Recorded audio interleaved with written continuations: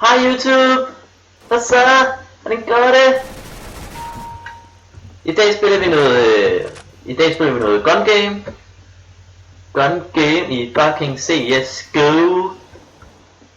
Fordi vi kan. Vi godt kan lide CSGO og godt kan lide gun game. Jamen så tager vi noget gun game i CSGO. Det slår bare to fluer med et smæk, jo.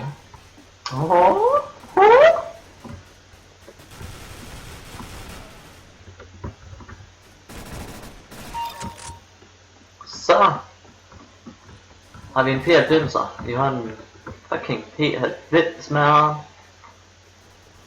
Men ja, I skal ikke regne med at vinde det her gun game, for jeg har aldrig vundet et gun game. Aldrig, ikke nu. Og der er vel ikke den hardcore til gun game, til CSGO endnu. Jeg skal nok vinde et gun game nu, ligesom Brian, der Brian fra Danmark har vundet et gun game i sin seneste video.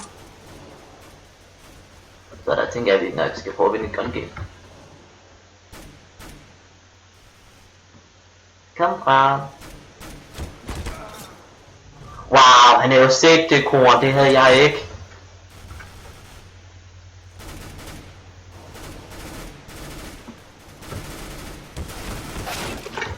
Nej! Altså, I skal lige bære med, at jeg er ikke en hardcore til CSGO nu jo. Men jeg har et skin. Jeg har et skin til min våben. Jeg har et skin til en AK-47, og så til den, som I sagde, jeg har nu.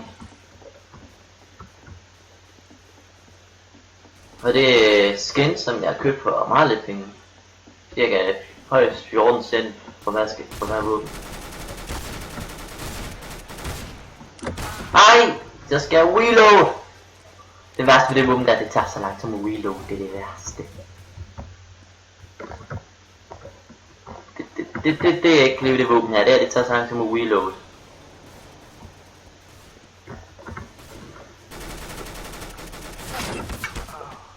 Nej! Ej, der er nogen der har max 7. Men vi tager 2 runder i gun game. Så er der alligevel en CSGO video. Sådan der, hits! Nej, ikke headshot alligevel. Trolig, det var et headshot. Du skal kraftedeme ikke på. Tror du mig med max 7? Tror du ham der skærmer ved ham med AVP? Jeg skal kraftedeme ikke dø til en AVP på så kort afstand. Det er med dig, om jeg skal.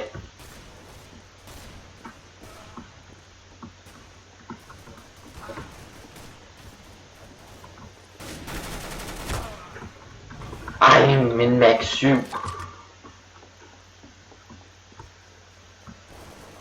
Hvorfor? Dernede faktisk. Vi løber den vej her. Og så vi kan nakke ham fra siden.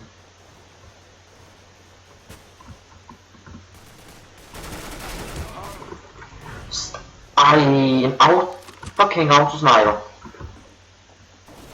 Havde det en autosniper der? Sådan der. M4 A4. Jeg kan godt lide M4 A4. Det er et godt våben, synes jeg. Hvis man bare ikke kan finde ud af det. Jeg kan bedst finde ud af AK.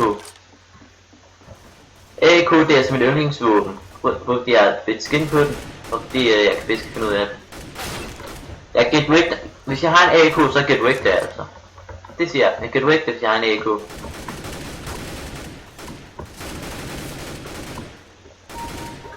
Get wrecked, man. Altid tage kampen mod mig. Mod HeiDK. Der er ingen, der kan slå mit navn. Det er HeiDK. Det er det. Jeg kan kigge ordet hej. Jeg er dansker. Get wrecked, så danske ord. Very good. Det synes jeg ikke lige, det kom. Sådan. Wow. Og det er gang mig, der får ham. Skal ikke så kæmpe.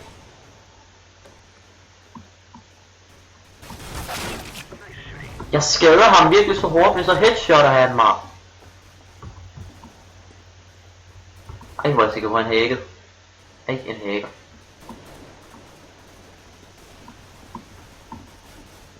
Han skal vi nakke. Lige efter vi nakker ham der. Nå! Og det er jo sådan, ham nakker vi lige efter vi har nakket ham der. Nu nakker vi ham.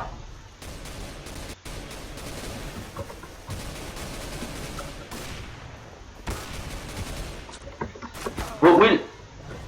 Jeg var bag væggen!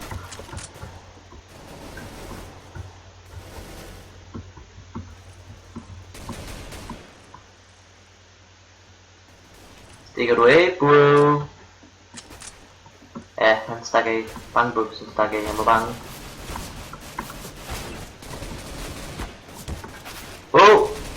Skal vi dræbe ham, den vi lige tager ham derop?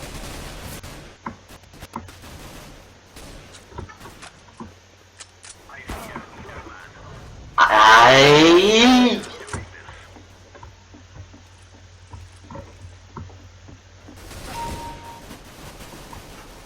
Get worked.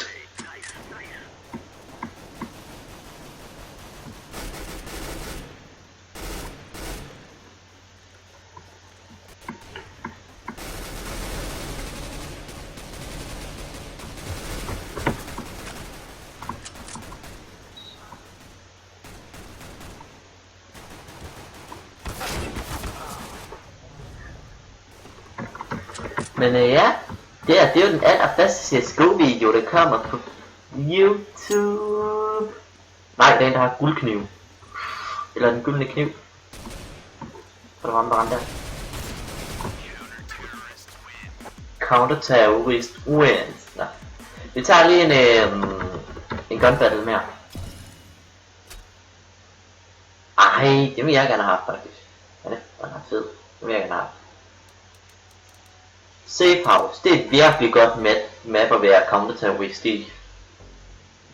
I kan se, jeg mangler ikke særlig meget for at komme i niveau 3, level 3 man. Okay, der er kun 3 der stemmer. Der var mange der gik ud i den her runde faktisk. Wow, hvor var der så mange der gik ud? Gider folk bare ikke Safe House eller hvad? Nå. Okay.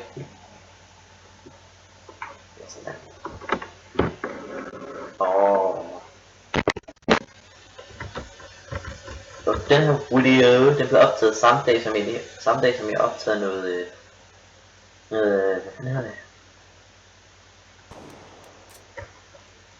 Eurotalk Simulator.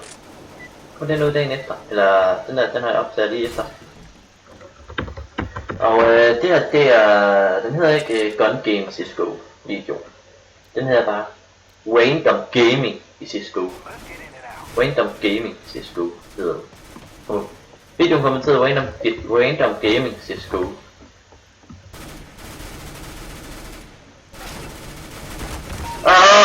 Get wrecked! Nu dør vi. Reload. Jeg sagde vi døde, men vi steg lidt niveau, inden vi døde. Altid gør det lige ryge niveau op, inden man dør.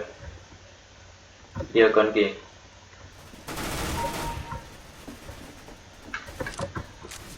Nu dør vi, reload. Nej, det gør vi ikke. Derinde for helvede! Wow, hvor var vi heldige! Guys, vi var heldige! Og så blev så lige headshotet af en PR-blinter.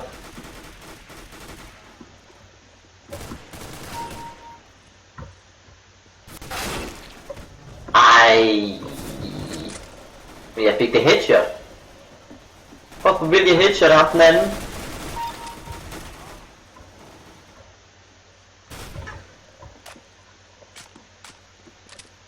Fuck, hvor var det vildt, jeg headshotede ham der. Jeg skyder bare, og så headshotter jeg. Get wrecked, man. Ej, okay, det var så mig, der skulle get wrecked. Anyway.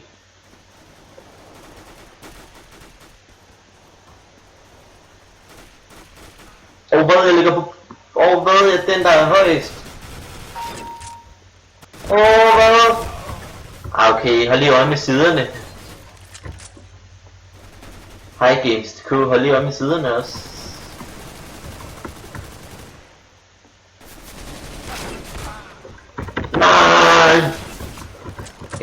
vinde det her. Jeg kan fucking vinde et gun game, hvis jeg tager mig sammen. Prøv at se, folkens, min lækre AK-maskine.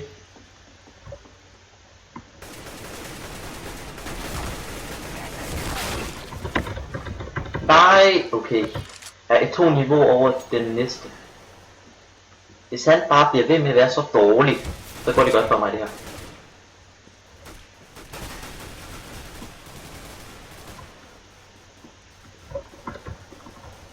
Okay, nu kan man komme ind med hardcore. Han kommer lige på 17 blå luft.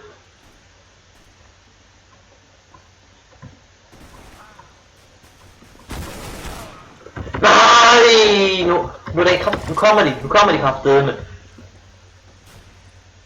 Han er over mig. Hvad sker der for, at han er så hardcore? Ham den ene. Ham den nye der.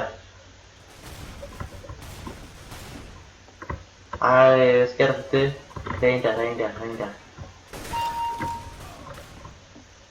Sådan der, nu har vi er tæt på pladsen igen. Vi er tæt på pladsen igen.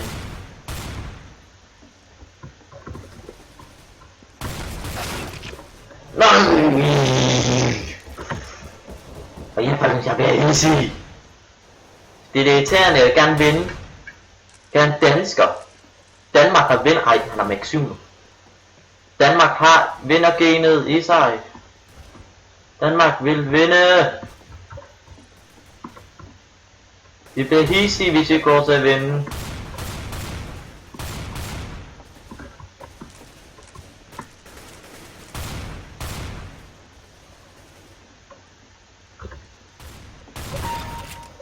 Max 7.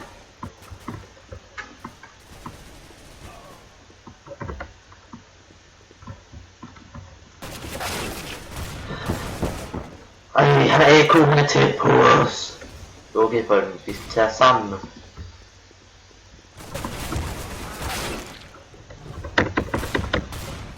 Han må ikke stige niveau for os.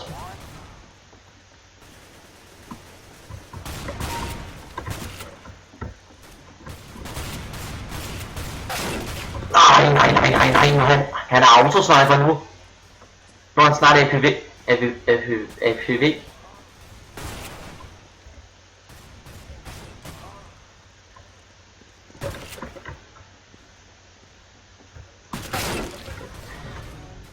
Ej, nu er ham der med den der mærkelige halløjse, og så der er 4 der bliver nu. Okay guys, vi er autosniper. Guys, vi er på banen igen. Guys.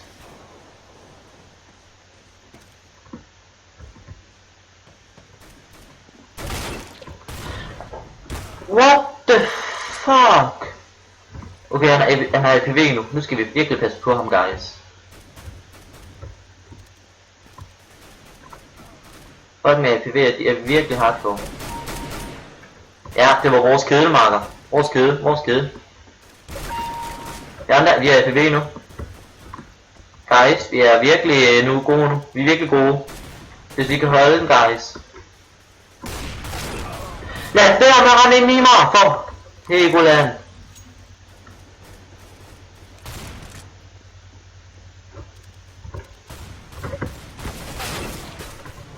Det er så irriterende, når andre de render ind i en. Når du har en sniper. Det er fandme nitten. I'm nitten alive. Det er kun 19, der er sådan noget lort.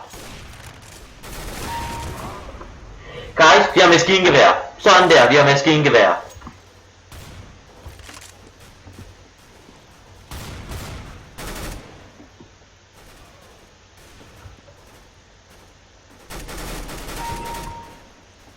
Guys, vi headshot ind med en maskingevær. Hvad skal der ske?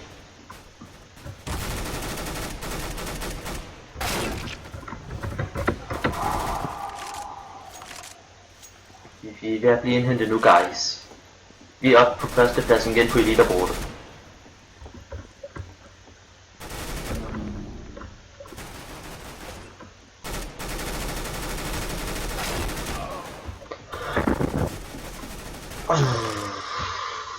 Guys, vi er virkelig gode. Tro på os selv. Du skal tro på dig selv. Du kan gøre hvad du... Nu stopper det! De er jo 2 pladser foran os nu, det er jo... Nu tæver vi på det hele. Prøv at vi har det her lorte maskingevær. Ej, come on, se, vi skal helt væk fra top 10 nu.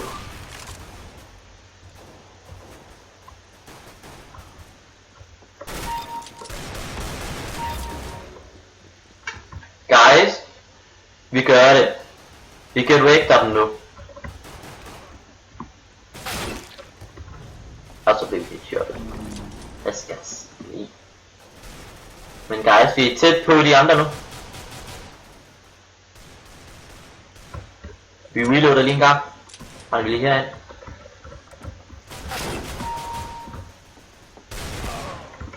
Guys, vi fik et kill, men han er tæt på den gyldne kniv nu. Okay, vi overhælder ham, den anden freak der. Vi overhælder den freak nu, guys. Det er nu, vi skal tage os sammen. Det er nu, vi skal tørre ham dernede. Okay, guys, det der, det må I sige, det var altså fedt, det der. Det er nu, vi skal headshot ham dernede, og så headshotter vi ham kraftedeme. Jeg kom ned, end jeg har prøvet før.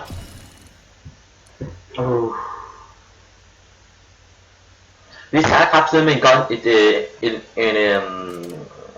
vi tager lige en gang til. Vi tager en gang til på kagen. En gang til.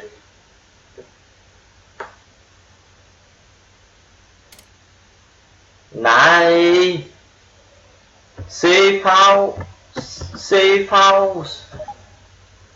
Nej, det er ikke safe house. Ikke okay. Nej, det vil vi faktisk ikke lide. Den bane her, den er virkelig god. Den er så virkelig god, den bane her. Guys, den er guys. Team guys. BM guys.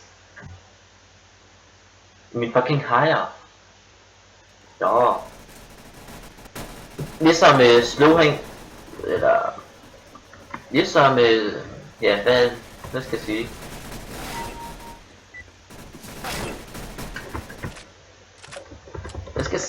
Ja, hvem er det nu? Ligesom Slow kalder hans fans for Sunbow, så vil jeg kalde mine fans for Hajer. For Hajer. Men I er fucking mine Hajer. Men guys, vi starter rigtig godt ud, synes jeg. Rigtig godt ud. Og så dør vi. Men I er mine fucking Hajer. Sådan er det, I er mine fucking Hajer. Great. Nej, jeg kan ikke lige finde ham.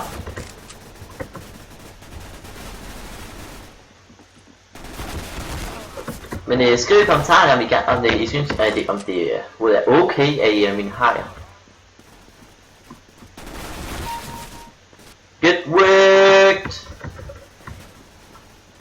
Det skal passe på med at sige for hurtigt. Nemlig så dør jeg sikkert bare.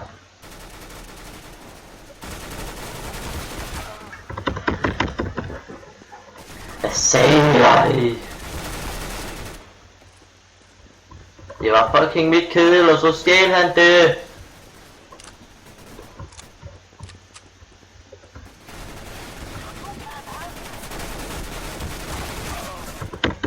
Oh my goodness, der er allerede en, der har M4. Ej, skal jeg bare ikke ramme i den battle her.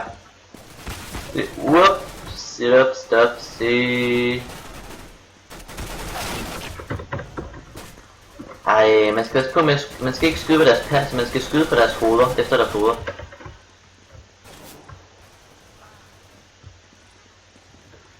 Du skal tro på dig selv. Det er det eneste, jeg skal sige. Nej, det er det ikke. Det er også gode våben.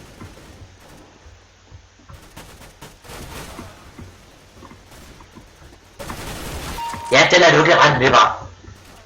Get wet.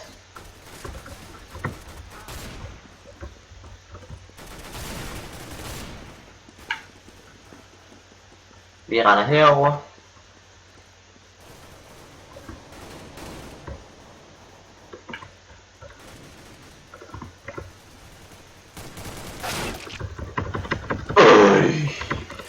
der er en, der har shotgun. Kom nu bare lidt helle, vær med mig bare en gang. Godt, vi headshotter ham. Det var lidt held.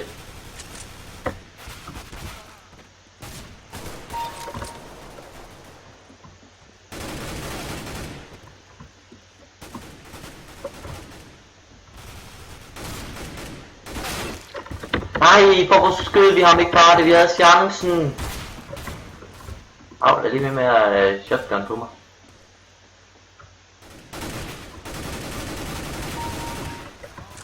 Ja, jeg vidste godt, du var der, Marker. Wow, lad lige der med shotgun på mig.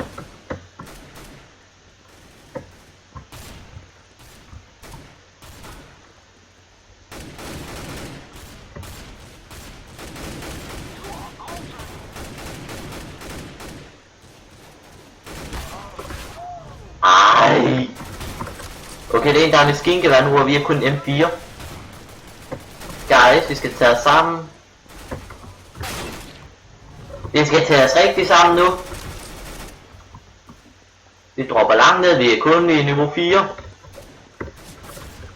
Det gik ikke lige så godt, guys. Du bruger det lort til for Team Heier.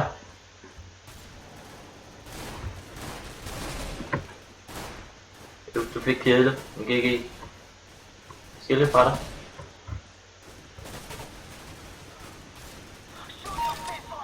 Get worked.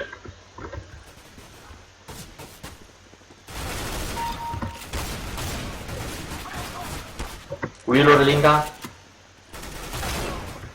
Wow. Okay, vi kom lige pludselig op i niveau 7 nu. Vi er virkelig taget sammen.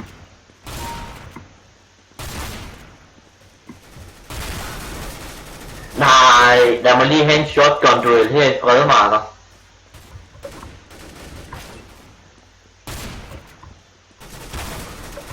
Wow. Shotgun duel. Der var meget under skyde.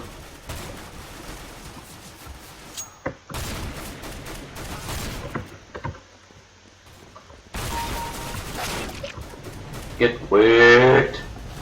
Okay, jeg blev headshottet med skinkevær. Maskingevær headshottet mig. Ej, my goodness. Wow.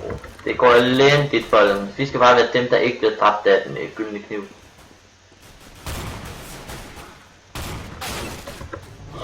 Kommer lige med pistol og headshotters.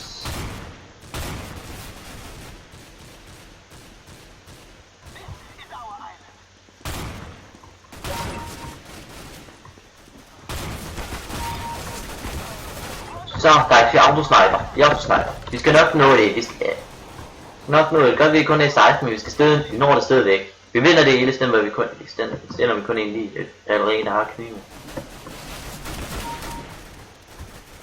Vi ser guys, hvad jeg mener med, at vi vinder nu.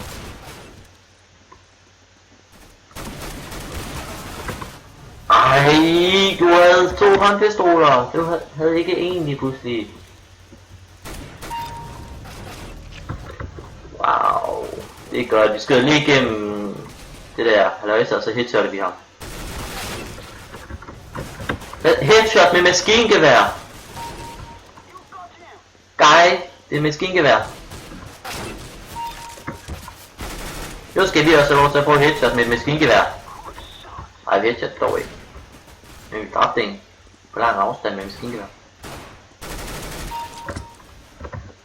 What? Hvad sker der for det der? Vi er næsten oppe i 16 nu.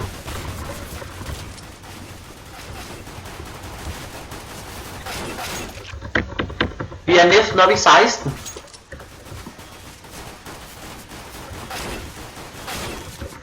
Wow, hvad sker der for, at han ikke mister noget liv?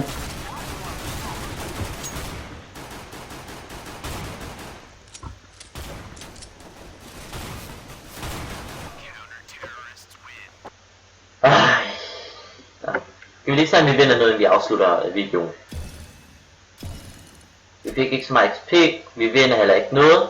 Så like, subscribe, så ses vi i næste video. Peace out.